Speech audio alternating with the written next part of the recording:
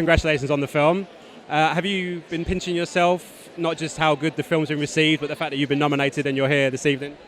Yeah, I'm still a bit nervous. I think my hands need to stop shaking at this point, but I'm so happy. There's so many faces and names. It's literally an honour. It's such a fantastic film. You've had great responses. That must be, you must take it to heart, and that must be such a special thing to hear people responding to it in such a positive way. 100%, especially with the situation that we filmed it in a one-take improvisation, and it was literally just before lockdown.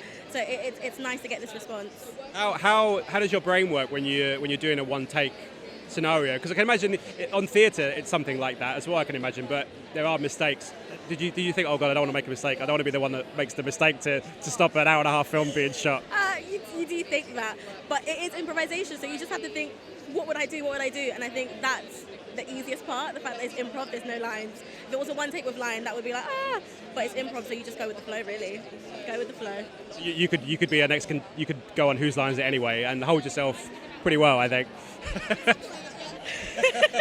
Just finally, I mean, the BIFAs is such a great platform for independent cinema, particularly in Britain, and obviously with the pandemic, it's been so hard for these films to get noticed. How important is an event like this to give oxygen to not just your film, but to all these amazing films? I think it's super, super important. I think there's an avenue, as there is for independent films, and I think it needs to be pushed wider, and this opens those doors for bigger companies, for bigger people to have an eye into it, which is great. Can't complain.